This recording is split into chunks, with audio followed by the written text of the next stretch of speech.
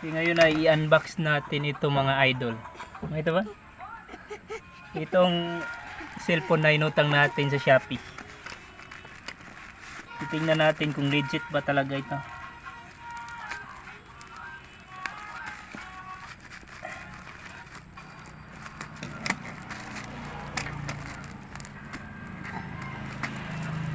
Yung cellphone na ito mga idol is Infinix Note 40 5G. So mayroon siyang dalang warranty slip. Ayan.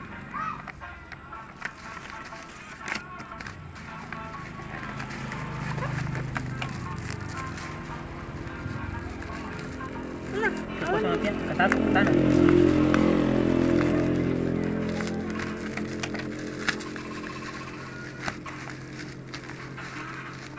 Nagana ko naman yun.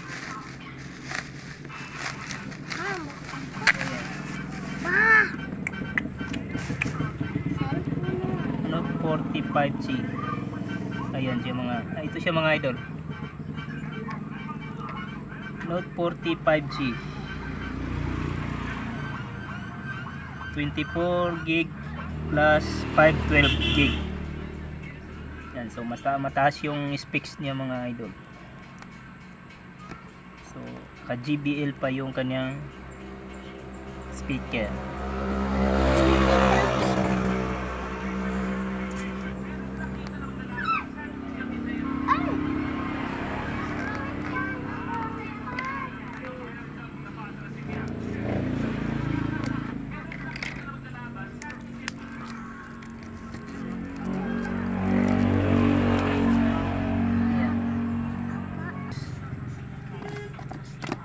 Ay. Ito.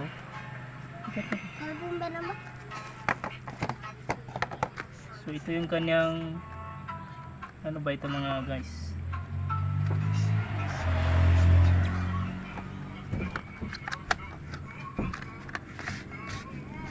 Okay, so ito yung kanyang wireless charging pad.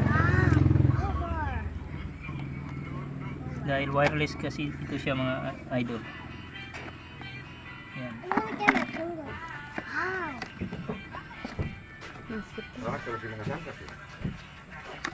Ito ka ba daw po? Pambidyo. So ito yung kanyang tempered glass saka mga warranty papers. Meron din siyang kasamang ano ba ito, sticker ata ito. So meron siyang kasamang tempered glass. Ito naman yung kanyang mag-shape na casing. So dito dumidikit yung kanyang wireless charging. Yan. So ito na yung pinaka unit mga idol. Ito yung cellphone. Bago natin buksan yan, unahin muna natin yung kanyang charger. Ito yung kanyang charger. At ito yung kanyang Type-C na keyboard. Ayan. So balik muna natin. Kanyang charging mga idol or charger is 33 watts ata ito. So ito yung pinaka cellphone mga guys.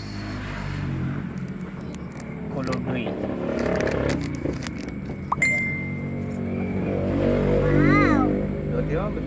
Halo. So wala siyang saksakan ng headset mga idol. Dahil manipis lang siya. Ayan. Ano masyadong nga siya?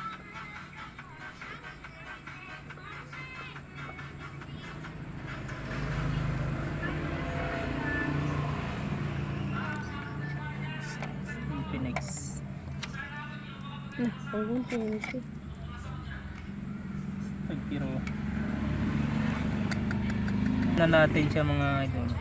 Select language English state. Select country. So dahil dito tayo sa may pinakamaraming bigas na country.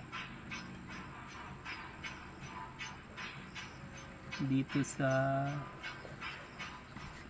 saan ba yung dito sa Philippines. Yan, skip. Skip. Next.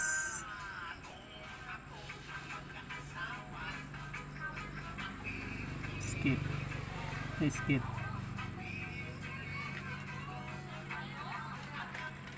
Next.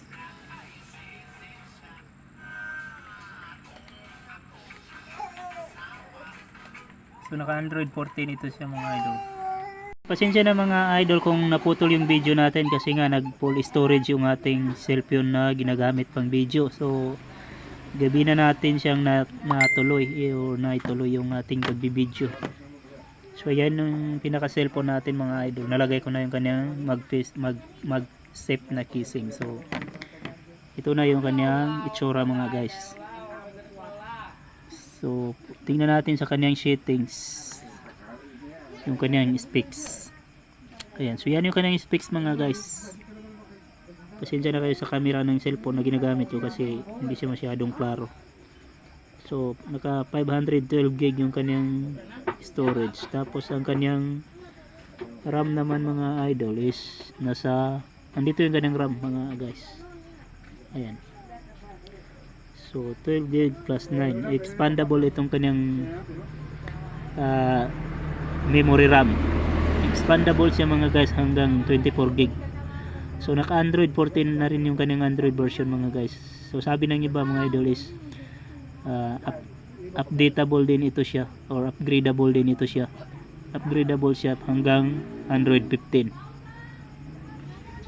So maraming salamat sa panonood mga idol. So sa mga hindi pa nakasubscribe sa ating channel, huwag niyong kalimutang mag-subscribe.